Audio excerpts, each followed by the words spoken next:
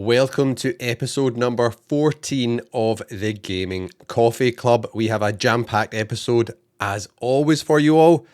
We'll start off, as we always do, with some hardware news. We've got some really exciting news about the PlayStation Portal. We'll be talking about an incredible PSP. After all, who wouldn't want to get their hands on a PSP again? And then we've got some big gaming news with a whole bunch of really big games heading to PlayStation 5 and to Xbox. And then we have got a little bit of chat about some games that have just dropped and are dropping imminently, which are free to play on PlayStation and Xbox and everywhere else. So sit back, relax, grab your official Gaming Coffee Club Midnight Edition mug using the merch shelf down below on YouTube, or head to purepsx.com to grab yourself one, fill it up with a nice warm coffee, and then let's sit back, relax, and chit-chat about all the latest gaming news over the past 7 days. Even though the PlayStation Portal probably was one of the most hated devices at launch, it got slated online, it continues to climb the mountain of success, and in the USA, it has just reached the highest attach rate yet. So we've got this tweet on Blue Sky from Matt Piscatella, and he's the senior analyst over at Circana, and they provide all this really good, useful, legit retail tracking data. And what he has told us is PlayStation Portal now has a 7% attach rate to PlayStation 5 hardware lifetime to date. So that's from its launch to now in the US, 7% of all PlayStation owners have a Portal. That is huge. This is for this device, which everyone just wrote off at launch, thought it was going to be a complete flop. No one was going to buy it. What were Sony doing? You can't run anything on this. It is, back then it was a remote play only device. It has since evolved and has got even better. So you can now use it standalone by streaming games from the cloud, which is really cool. You don't even need a PlayStation 5 in certain regions of the globe. So this is really cool. 7%. Wow. So that's a couple of million of these have been sold. In a weird alternate timeline here, could the PlayStation Portal, if, the PlayStation 5's lifespan expands, which we'll talk about later on in the show, I think it might, the PlayStation 5 might be here for a good while longer. Could the PlayStation Portal potentially sell as many units as the PlayStation Vita did, or even outsell it? So say that's around about 2 million-ish sold, and I think the Vita sold around about 10 million, didn't it? Something like that. So this is not out the realms of possibility. Very cool to see, and I know a lot of you watching and listening have a PlayStation Portal. Some of you even have more than one. So this is good numbers for Sony, and it indicates, I think, that the Portal has been a success. I do think it was a bit of a test and an experiment for them launching this device. It did seem kind of bizarre and out of left field, but it has worked. And I think this then reinforces, yes, Portal has been successful.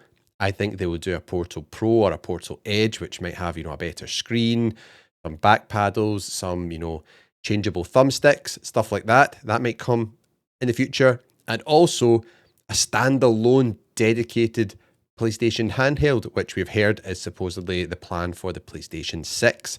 Really good, exciting news there. And also for PlayStation Pro owners, success in that realm also. 13% of PlayStation 5 purchases in 2025 were Pro models. I think a lot of people are starting to think, let's get our hands on the PS5 Pro here. The PS5 might be around for a while. A lot of people switching from Xbox. A lot of people moving away from PC gaming as well, because with the AI bubble, it is getting astronomically expensive, while PlayStation 5 and the 5 Pro is still pretty expensive. It's just nowhere near as crazy as the cost of PC hardware right now, with GPUs going through the roof, RAM prices going through the roof, and also now SSD prices going through the roof. What's next? CPUs, fingers crossed it's not. But this is looking good for the PlayStation Portal and the PlayStation Pro. Do you have one of them or both of them? Do you have a Pro and a Portal? Kind of the ultimate combo if you're a PlayStation fan.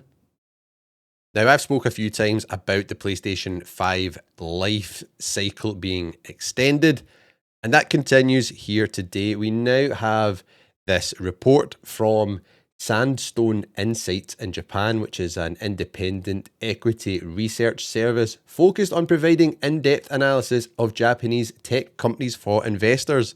So this does hold some weight, and I've used AI to translate this from Japanese into English so we can understand what they're saying. And this is from David Gibson. It was posted on the 16th of January.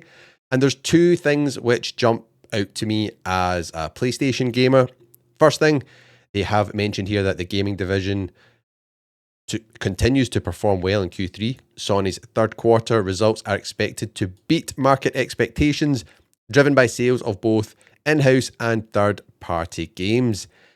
Then the next bit, which I think some people will be happy about and some of you will not, it is the PlayStation lifecycle extended.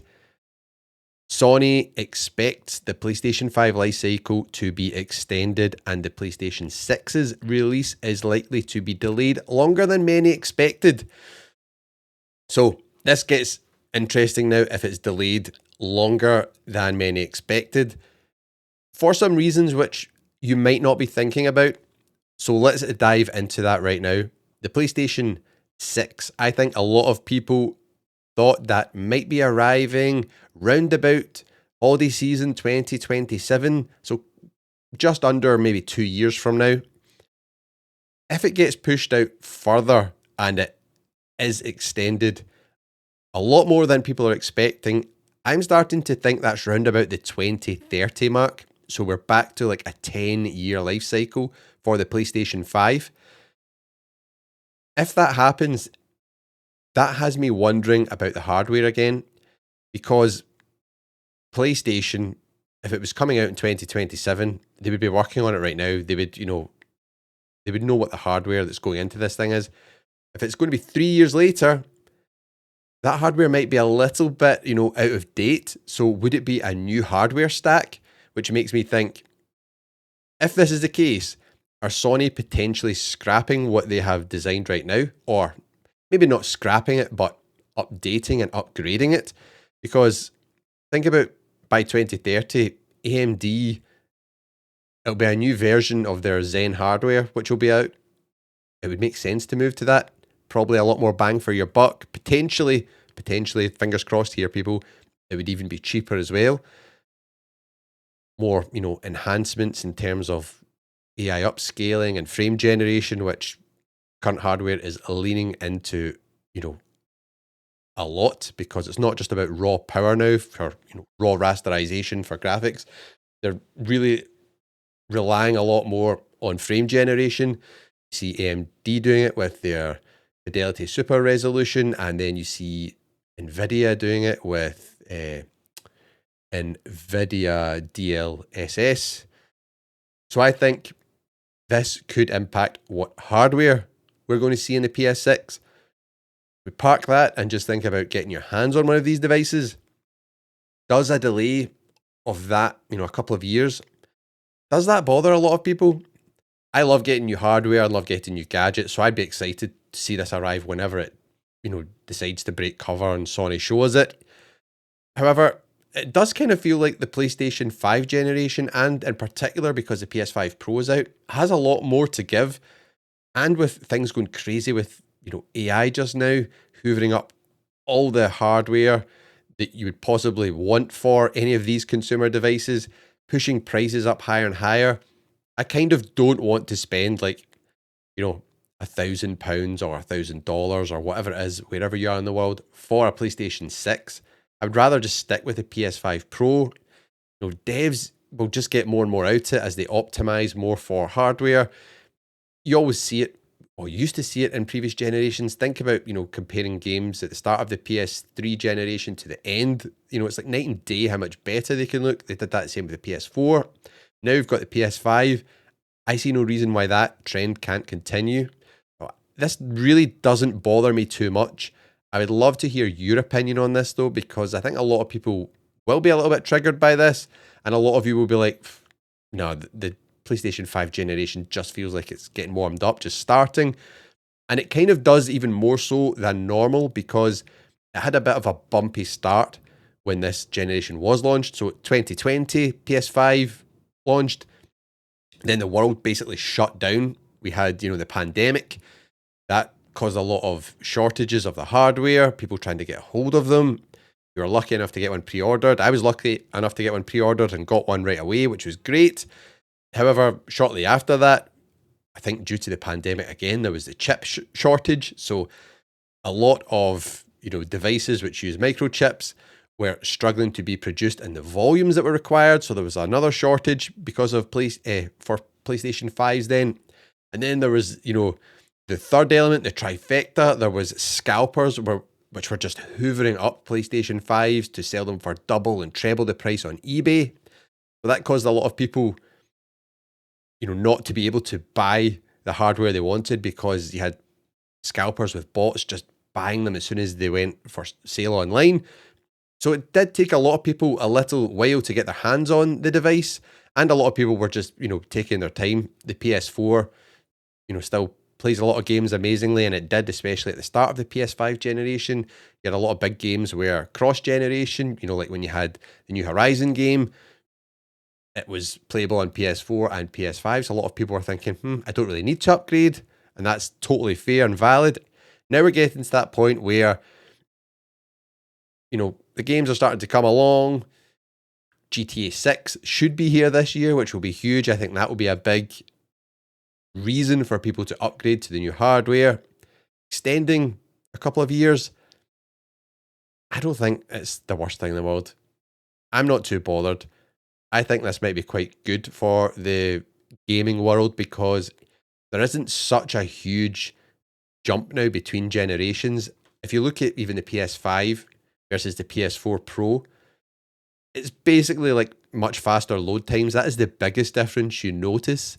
I know you can, count pixels and if you're into all that stuff and look at it under a microscope, but just for the general casual gamer sitting there playing the game, there's not a massive, massive difference. So I think this could be good because then when the PS6 arrives, if it's even more enhanced and powerful and capable hardware, maybe that jump and difference between games will be, more noticeable. And maybe they'll do something cool with the hardware as well. Another big upgrade which was cool on the PlayStation 5 was the DualSense controller. That definitely was a nice enhancement and a new experience over the DualShock which we had for the PS4. Well, yeah, let me know what you think about this. Are you cool with the delay given the state of the world right now? There's just ridiculously stupid tariffs being thrown about the world all over the place just now. There's like AI hoovering up everything. Who knows what's going to happen with that? Is it a big bubble that's going to pop soon? I don't know. But right now, I think delaying the PS6 might be a smart move. Now, isn't this the best looking PSP you have ever seen in your life? This is a fun one, and this user on Reddit, Goth312, has posted this in the PSP subreddit. And it looks incredible. I saw this and I thought, why hasn't Sony released something like this? It's interesting, it says 10th anniversary. I know the PSP, it's like over 20 years old now, but I assume that the idea behind this design choice was that this would have been something which Sony would have released when the PSP was 10 years old. This looks fantastic. If you're just listening, it is basically a PSP which has been custom modded, and it has a beautiful grey original PlayStation coloured shell. The buttons on it look fantastic. It's got a custom little stand as well with the PlayStation logo, with the red, blue, green and yellow on it. It's got that classic PlayStation logo up in the corner as well of the device. There's even custom packaging here. It looks so professionally done this. It looks fantastic. I'm not sure if this is actually available for purchase. Maybe they do small batches of these, or it's possibly just made to order for customers. But this thing just looks amazing on the back. It's got the PlayStation logo with 10th anniversary in the middle of the UMD drive circle. Wow. A custom case as well, 10th anniversary PlayStation, which looks incredible. This looks better than anything Sony actually released. I mean, what? 10th anniversary. What do you even call that? Like microfiber cloth. This thing just looks absolutely mint. The packaging is incredible. They call it the PlayStation Portal Edge, and they've given us some blurb here, and it says, new PSP 10th Anniversary Edge. This is a new version, different from the classic version I customized before. This version includes a glass screen instead of plexiglass. Wow, that'll feel nice and premium. Clicky button feel like the PS Vita. Mechanical buttons adjusted by us for a perfect fit without any lag. Brighter screen and improved display quality. The casing is different from the classic version with a more curved back on both sides. A different, more comfortable joystick that adapts to the finger. 1400 milliamp hour battery with 6 to 7 hours of battery life. Wow. And there's loads of people just asking, how do I get this? Like, do you sell these things? That is just absolutely outstanding. And it's got me thinking, remember a while ago, mini classic consoles were all the rage. Imagine Sony released something like this for a big PSP anniversary, whatever year you want to pick, 20, 25, whatever. Would you buy one of these? I would. I think this looks awesome, and I do think there's a market for this. You do see so many people still yearning for an actual portable handheld gaming device. And when I say that, I'm not talking about like the Nintendo Switch or, your Portal. I mean, actually something that you can put in your pocket and just carry around with you, just like, you carry your mobile or your house or your car keys or whatever. The PSP ticks the boxes there. I think this would be freaking awesome.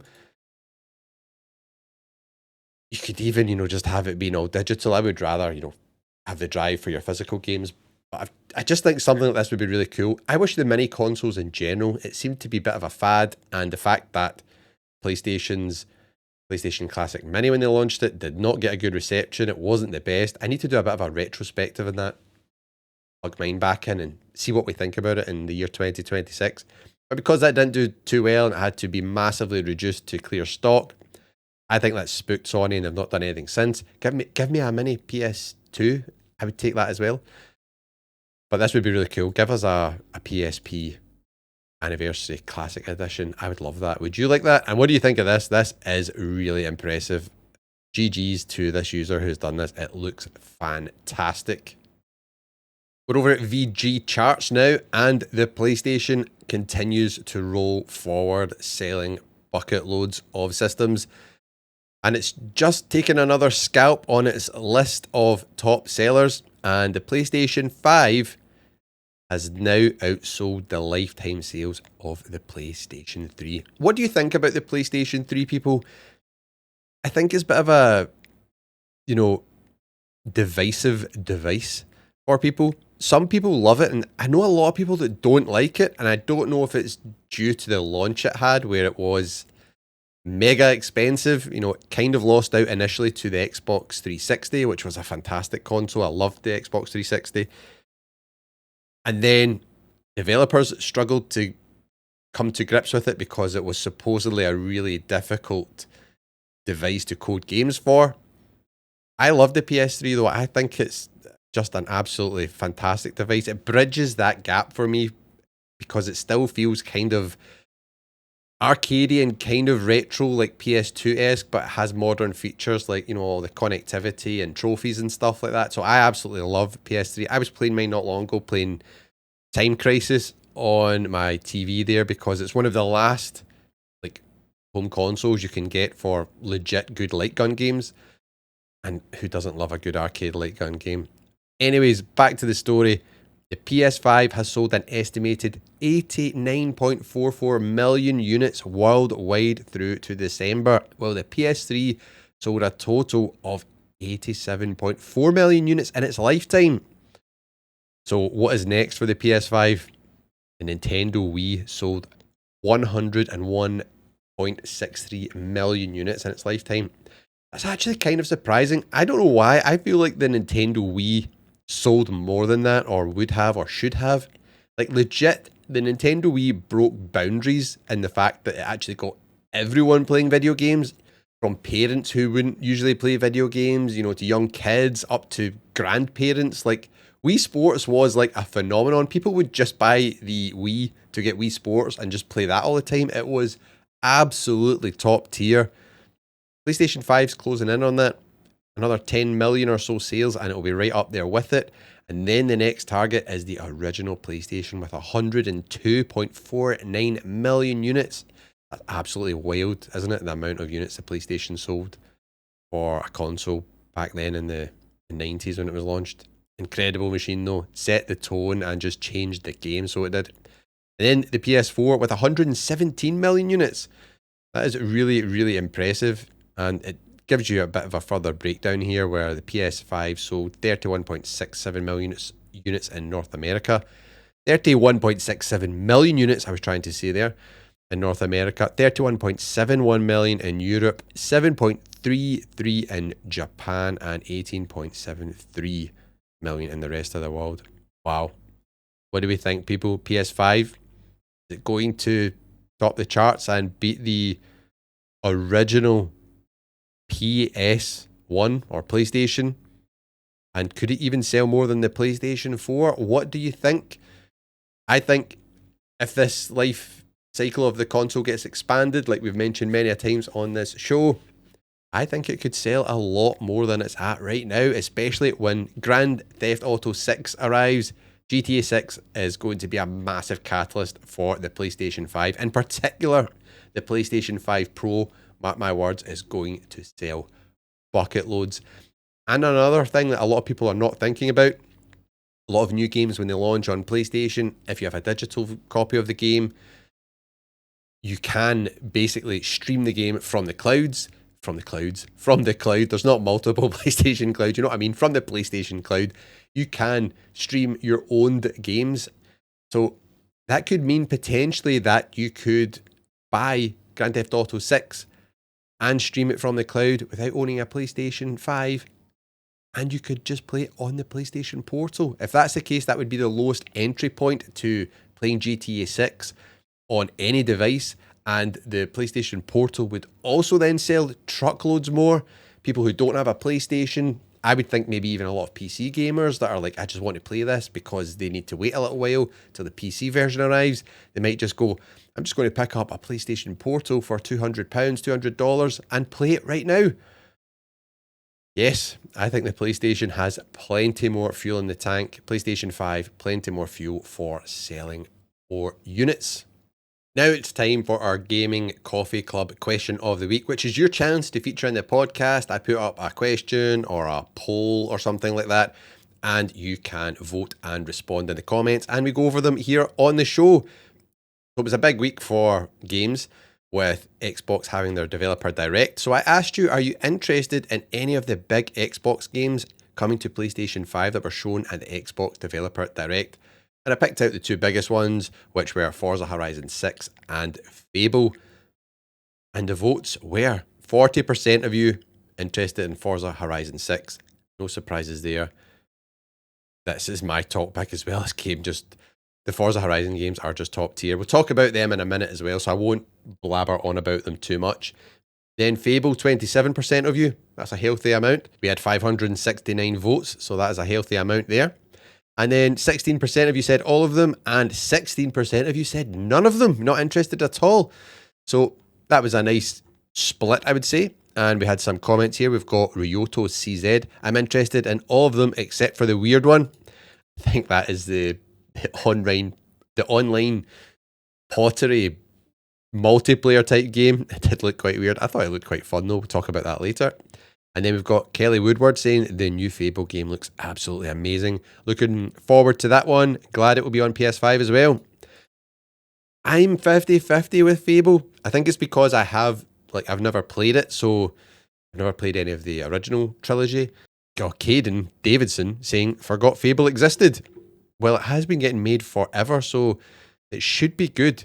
It is also from Playground Games, which is the same developer which made the Forza Horizon series, so I do have high hopes for it. Question of the week will be up very soon on the post section of the Pure PSX YouTube channel, so make sure you head on over there and vote and comment so you can feature in next week's podcast. But this brings us on nicely to the Xbox Developer Direct.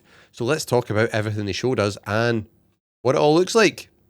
We finally got our first look at gameplay footage of Forza Horizon 6 at the Xbox Developer Direct 2026. And this is the game I was most hyped for. I love the Forza Horizon series. I have been a big fan since Forza Horizon 3, which I got an Xbox One S for purely to play that game. It was set in Australia. It was an absolute ripper of a game. Then we got Forza Horizon 4, which was set in the UK and was just spectacular as well. Then we got Forza Horizon 5, which was like in South America and Mexico and stuff like that. And now we've got 6, and the visuals just look, graphics wise, it looks very similar to Forza Horizon 5, which doesn't surprise me. They're both, same generation, and the visuals are just stunning in Forza Horizon 5, so this is no bad thing. Forza Horizon 6, though, we are in Japan. That is where it's set, and I'm just absolutely buzzing about this, because if I could have voted for a location for this game franchise to go to, it would be Japan. That would be my number one, because, there's such a rich history of like car culture there, the drifting scene. I think this might very well be the best Forza Horizon game yet. Look at even the visuals we've got on screen here right now. The cars drifting through, forests full of cherry blossom trees, all the bamboo. It will visually pop, I think. The one thing they did not show in any gameplay footage, which I hope they do. So in previous games, there has been cycles of seasons. They said that's going to happen in this also, which will be fantastic, having like snowy weather, the winter and stuff like that, then the warm summer. They did not show, though, day-night cycles. And I just think driving through like some of the big cities in Japan, even just cruising through like Tokyo at night, absolute neon drenched city would be so freaking cool. So I really hope they include that. Other things, it's just what you expect here for Forza Horizon. There is a new Horizon Rush events, which is like a new game mode which lets you work your way up the authentic Japanese car culture in Japan, all the way to Legend Island. One thing that's random, though, is you are a tourist. It would be cool if you were like a kind of a local in the game, but you're a tourist, you're over here, and you get to work your way up the car scene. Very, very cool. If you've played any of the previous Forza Horizon games, you know what to expect. It's just going to be more of the same. One thing that was cool at the end of one of the trailers, they did give us a tease, and there was a huge Gundam foot next to the car. So I hope that is one of the cool showcase events you get to do in these games, where maybe you're racing, I don't know, against a Gundam. It's this guy right here that appears on the trailer. So I'm hyped for this one. I think a lot of you are hyped for this. Also, it's probably going to be the best selling game in the franchise, because it's launching on day one on Xbox Game Pass, as all of these Xbox games currently do. It'll be on PC as well that same day. That's May the 19th this game drops. And then we don't have the launch date for the PlayStation yet, so it's going to be a little bit later on in the year. I think it'll be a couple of months. Maybe it'll be, 3 months. Maybe it'll be 6. As soon as I hear anything, I'll let you all know. It will be out in 2026, though, so I'm hyped for this. Just a spectacular open world arcade racing game. And it kind of filled a void on PlayStation when Forza Horizon arrived. There wasn't really a game like that. The closest was the Crew Motorfest, and I really enjoyed that. The thing that I liked about Motorfest was there's different types of vehicles, so there was also boats and planes, which I just found fun, but they didn't have enough focus in them. It was mostly around cars, and when it comes to that, Forza Horizon takes the top spot. It is just the best, and I think we're in for a treat when this one launches. Let me know if you're excited about this one launching on Xbox and on PlayStation. Will you be picking it up? Now let's check out the next game, which Xbox showed off to us all. Now the next game was actually from Game Freak, so it's not a Xbox first party studio, but you may know them from previously making a lot of the Pokemon games. And this game actually kind of gave me Stellar Blade vibes. I don't know if anybody else got that from the trailer. It does look very good. It's a visually impressive game, and you are playing as your character who also has a dog companion, like a giant dog. So that does look fun. So this has been 6 years in the making, and it is an action RPG set in a post-apocalyptic Japan, which is very cool. And it releases this summer on PS5, PC, and then on Xbox. Also, no Switch yet, but it would surprise me if this makes its way to the Switch too. Also, day one in Xbox Game Pass if you're a subscriber over there. And you will be playing as the main protagonist, which is Emma, which you can see on screen right now. She looks very, very cool. And this giant dog, I can't remember what the dog's called. Oh, it's called Koo. That's what it's called. That's your companion. And Koo can also help you in the battle against all these crazy big monsters. But yeah, this game does look fun. And hopefully we get more gameplay revealed about this very, very soon. I think this one could be quite a big hit, I think. Okay, and the kind of bizarre, interesting game, which was a bit of a stealth reveal. People didn't know this was going to be shown off, and it is from the Psychonauts developers, and it is called Kiln. And this was the surprise announcement from Double Fine Games, and it looks like one of these random games where you see it and you just think, why not? I'll give this a go. And I'm all for developers being creative and trying new things. And you know what? This could be fun. Will it be a huge smash hit? I don't know, but don't know unless you try. And the best thing for me to do here is to read out the official blurb, because I will do a terrible job of trying to explain this, because you play as a pot. Yes, you heard that right. Like pottery, like you actually use a pottery wheel and you make a pot, which is your character. And then you play in these, fun little like multiplayer kind of battle royale type games. So it says here, Kiln is a multiplayer team-based brawler with a focus on creating unique player-sculpted characters. It's packed with customization options where you sculpt your playable pot as you progress. In Kiln, you play as a mountain spirit, supernatural beings forever at war on the summit. You'll use an ancient pottery wheel to create warrior golems called vessels, inhabiting them and enabling you to interact with a physical realm to do battle. Created during the match, extremely diverse character shapes and sizes are possible, each exhibiting unique attributes and controls that leverage the possibilities in procedural animation. This is coming to Xbox, PlayStation and PC in spring 2026.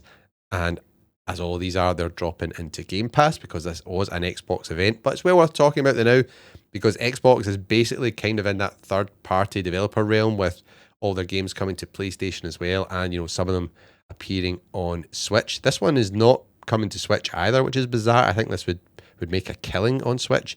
Xbox, PlayStation and PC, spring 2026. What do we think about these bizarre kind of party games? I think some of these can be a lot of fun. I think this might do quite well.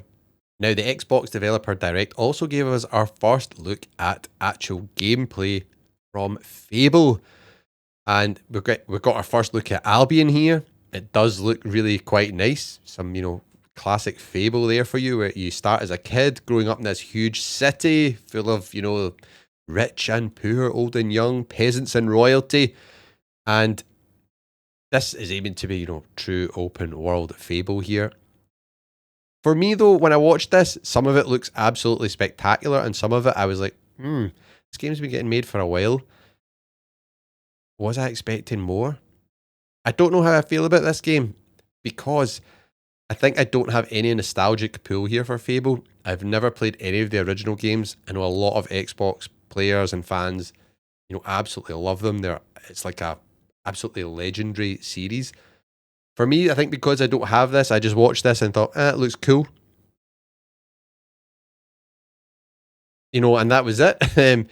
A lot of people are excited by this game, and they did show off some, cool stuff. For me, though, I'm not sure, it's the usual thing you expect. There's new enemies, including a fire-breathing chicken, which is quite funny. And up to you with all your unique tools to go and take them all down.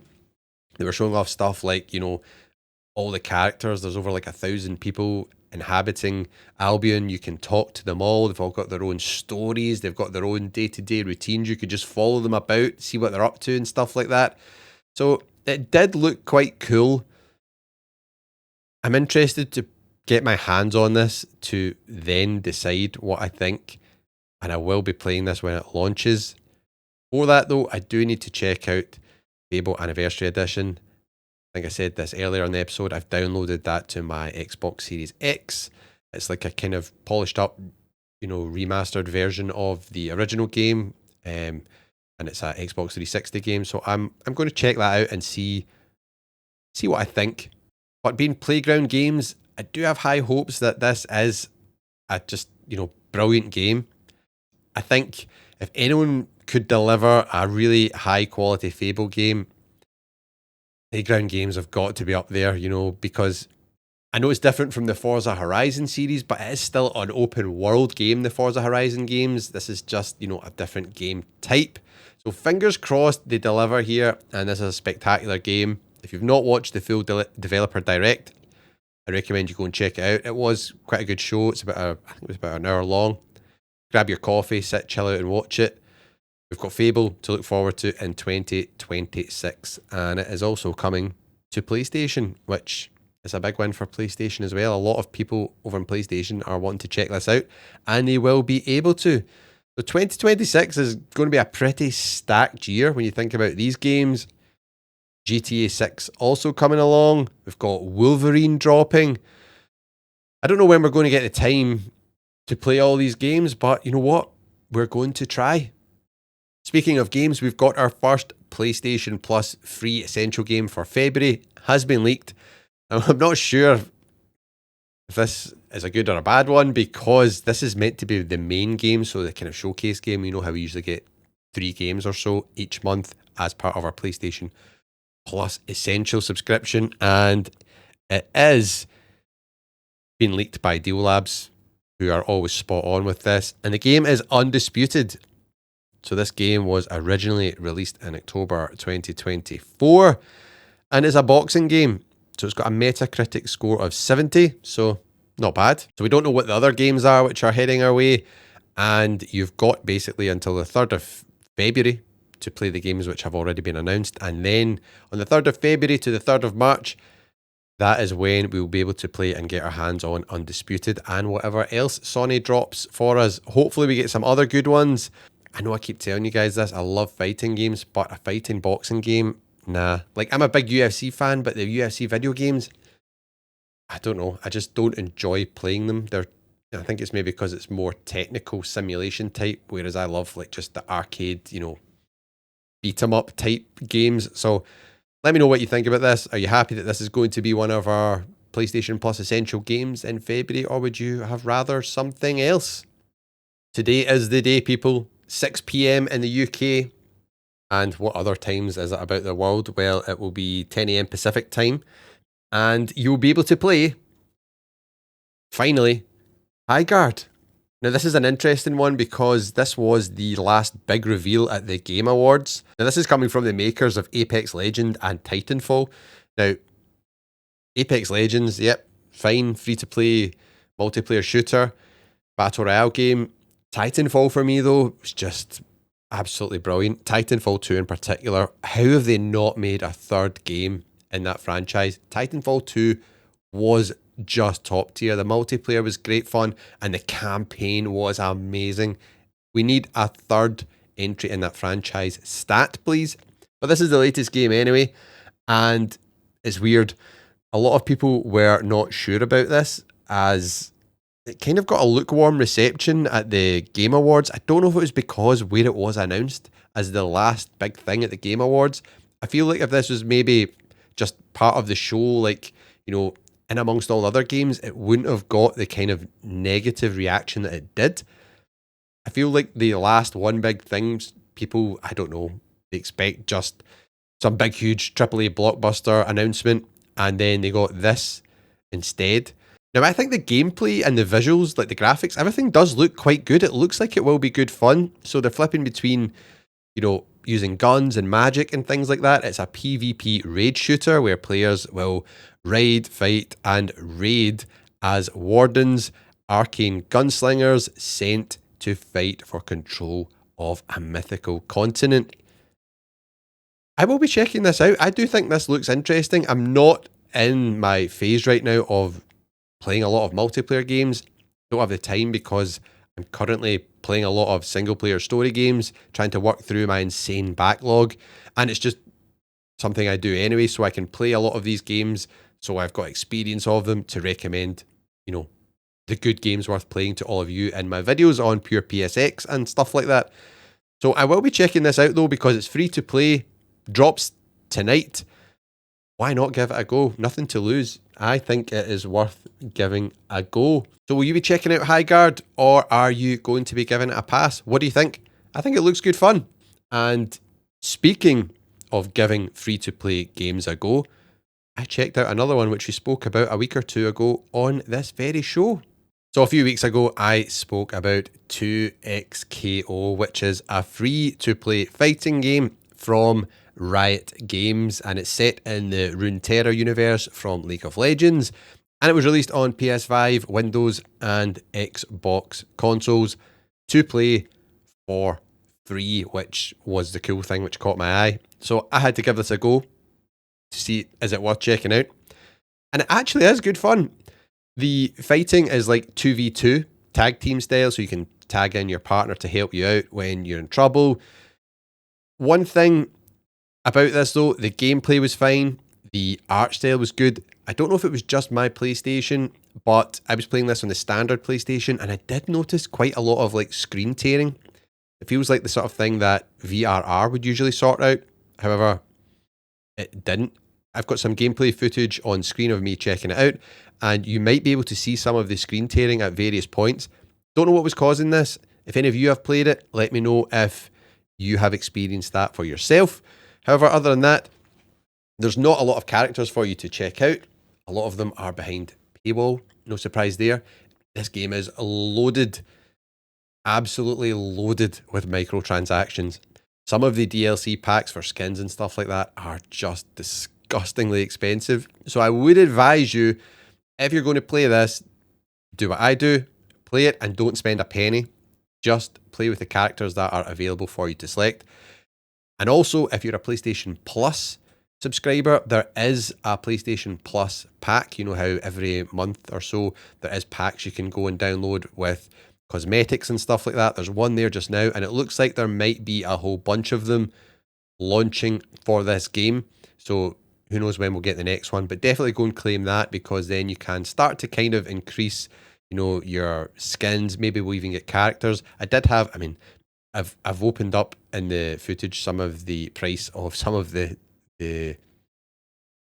tokens and stuff like that. It's your usual run-of-the-mill stuff, just the same way Fortnite and things like that are funded. It is very expensive. However, just do that. Play the game with what's available, get the free unlocks, and also there was an unlock token available to me to unlock one character. I don't know where that came from, if it's just from downloading the game just to get you started. So use that and unlock another character. If you do that, you will have 7 characters available for you to pick, and then you can pick your 2 champions for each round, each game. There's different colours for the skins to use as well. So it is pretty good fun. I enjoyed it. It's cool to see a free-to-play fighting game. It's not something we usually see.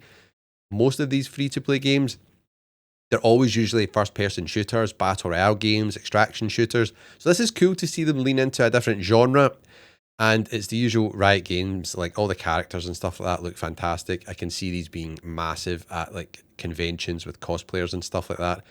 They look really freaking cool. And I want to know if any of you have checked this out. So this came out a week or two ago. I definitely do think I will dive in and out of this. This could be a fun one just to jump into every so often for a couple of matches, a couple of ranked matches or single player matches, whatever you want. And, just have a little bit of fun when I've got a short amount of time to play. However, the microtransaction stuff is just a nightmare, as it is with all these kind of games. You're far better buying something like Tekken 8, for example, or King of Fighters, and getting access to most things. I know there's still microtransactions in a lot of these games now, which is unfortunate, but these free-to-play games, it is wild, really expensive. Like there was a costume bundle I saw in one of the stores that gives you, character unlocks and costumes, and it would cost you like £60. Like imagine dropping £60 just to get some character skins. It is just wild. I don't think people should do it. However, if you've got money to burn and you love the game, who am I to tell you what to do with your money? But yeah, this was, I thought, good fun to play for free with what is available. So let me know if you're going to check this one out. Now let's talk about a game I know a lot of you want a PlayStation 5 or Xbox Series X version for, and that is Red Dead Redemption 2. We've got some more news on that. So this report comes from Reese Riley, which is a YouTuber who has, the odd scoop here and there. And according to Riley, he knows 8 different developers at Rockstar Games who have worked on Red Dead Redemption 2 next gen. So he's confident it will come out at some point, and goes on to say, I can tell you 100% I know 8 devs that worked on Red Dead Redemption 2 next gen. He went on to say maybe GTA 6 dev timelines changed the release schedule for everything. Who knows? All I know is that I know devs have worked on it and it will come at some point. So other than that, not a lot of details. However, I think this is something a lot of people want to see. Do you want to see this happen? Let me know. I know a lot of you were happy when Red Dead Redemption 1 got that upgrade treatment, which then meant you could play it on your PlayStation 5 natively. You could stream it from the cloud to your portal. Do you want to see that happen with Red Dead Redemption 2? And should I play this? I have still never played any of the Red Dead games. I know. It's like one of my things about gaming. I've not played Red Dead Redemption 2. It's a big secret. I don't know. It just never appealed to me, the kind of cowboy theme. Yeah, a lot of my mates say to me as well, it's like one of the best games ever. You need to play it. So maybe in one of my polls in the near future, I will be asking you if I should be playing Red Dead Redemption 2, because I asked you recently what game I should be playing next. So I put up a post on our posts feed asking you which game I should play next, because I just finished playing through Final Fantasy VII Remake Intergrade and the DLC missions with Yuffie, and I'll talk about that in a second. However, I put the poll to all of you to decide which should I play next. Metal Gear Solid 3 Delta Snake Eater, Claire Obscure Expedition 33, Ace Combat 7, or Warhammer 40k Space Marine 2. And Expedition 33 won with a huge 48% out of the 882 votes. And we got some comments from you all as well, which is cool. We got 8-Bit Pro saying Ace Combat 7 is outstanding. Keep coming back to it for its gameplay and raise the volume up. The sound design and soundtrack are epic. I'll definitely be checking this out. We've got Strixus saying Expedition 33 is great, but if you want a break from Final Fantasy stuff in general, I'd say Metal Gear Solid Delta or Ace Combat 7, depending on what you're in the mood for. I don't know what I was actually in the mood for here. I was kind of hoping for some reason people would just randomly vote for Ace Combat 7 because it was a PS4 game. And I am excited about Ace Combat 8 coming out, so that's why that's on there. I want to play this before it. However, it wasn't to be. We got here Shadow Fox saying Warhammer 40k for the Emperor. Absolutely cannot wait to play that game.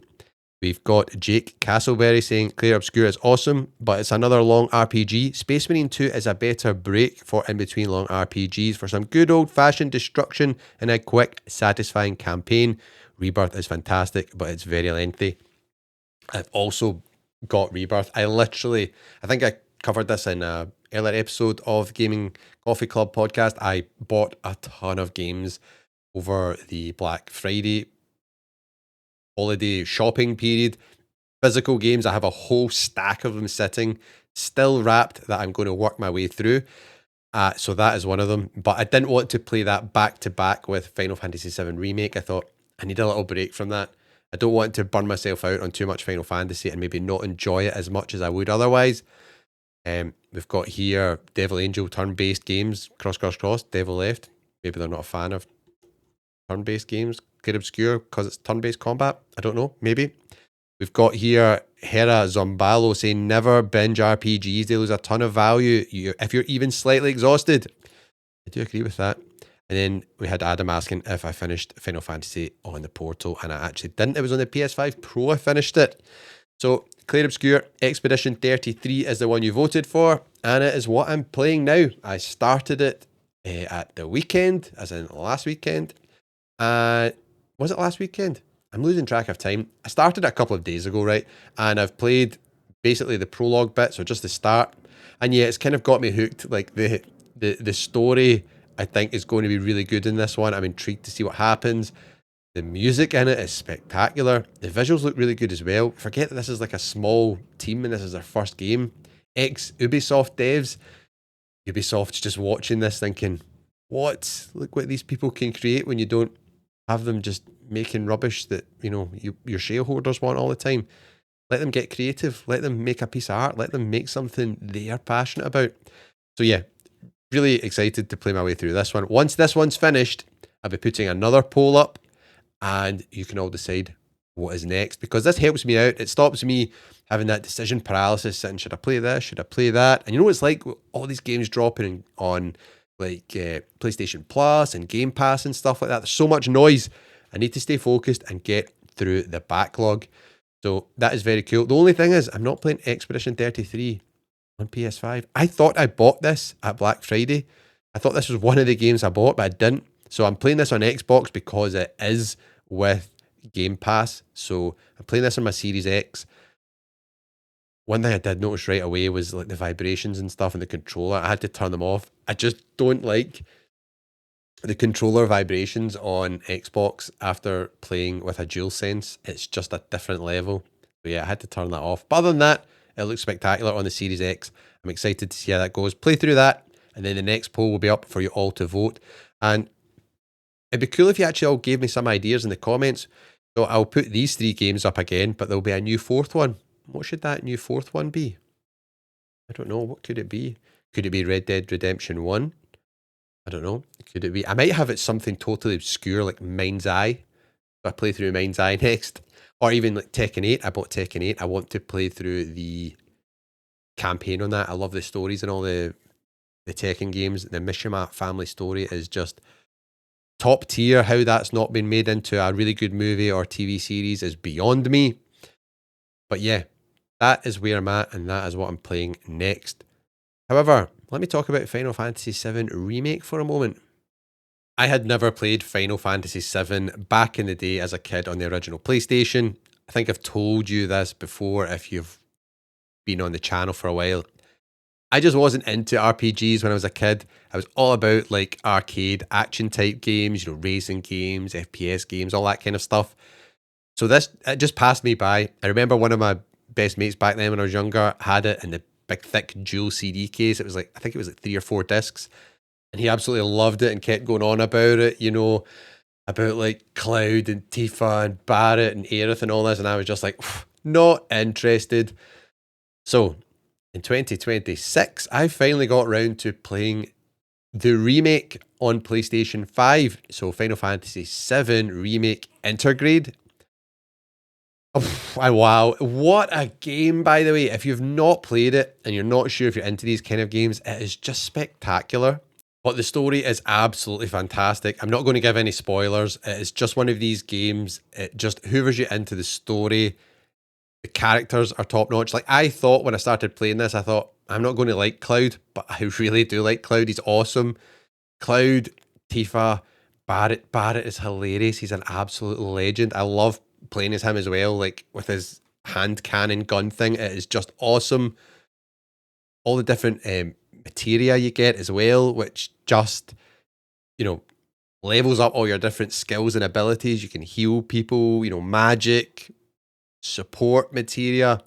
I just loved it. For someone who's never played the franchise, I'm all in, I'm hooked.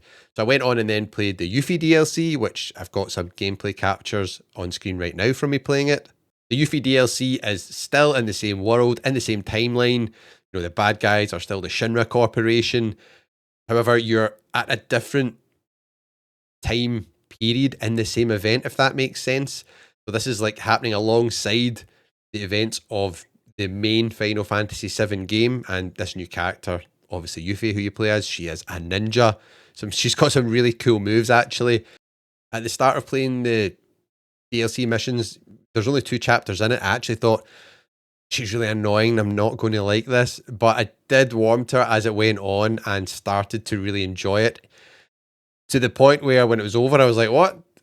That was quick, because it's so much shorter than the actual game. However, it does add, more insight and more colour to all the goings on. And it's got me curious about Rebirth. I don't know if Yuffie appears in Rebirth, if they, the stories intertwine now. Is she going to meet up with Cloud, Tifa, Aerith, Barrett, and so on? But I'm hyped to go and check it out. So that is why it's awesome that this game is available on PS Plus. So you can play this right now. If you have a PS Plus subscription, you can play it on your portal as well, streaming from the cloud. And it is just fantastic. I really recommend you go and check this out. It will absolutely blow you away. The visuals are so good in this. I would find myself just looking at the landscapes quite often, going like, I can't believe the graphics are so good in games now. I remember like in games when you'd see like, lots of different like scaffolding or structures that'd be all jaggy looking and stuff like that. The game just looks so good. There's some insane big boss battles. There's some awesome moves for you to pull off. It's just a good time. I think I got through the main story. I'm not like a completionist, so I didn't go and try and platinum it. I just played through the story. Trophies I unlocked them. And I think it took me round about 40 hours-ish or something like that. That's just for the main campaign. And then there was the DLC. But I recommend this. And once I play through Clair Obscur Expedition 33, and it's interesting because they're both RPGs. However, the combat is different. It's like turn-based in Expedition 33, which is what Final Fantasy VII used to be like. It's not like that in these remakes. It's more like real-time combat. So I'm really intrigued to see how they stack up and what I think about Expedition 33 when I'm done it. So yeah, good times. Let the gaming roll on in 2026. See if I can play and finish more games than ever in 2026. That is the goal, people. Not just for fun though, because it actually helps me then recommend games to all of you guys and gals watching. This one definitely gets a thumbs up. Final Fantasy VII Remake. If you've never been sure about it, please just go and play it. You're not going to regret it. It is an awesome journey. And that does it for the Gaming Coffee Club podcast for another week. We'll be back next week, same time, same place. We'll be here on YouTube. We'll be on Spotify. We'll be on Apple Podcasts. We'll be on Amazon Music. We'll be everywhere that you listen to your podcasts or watch them.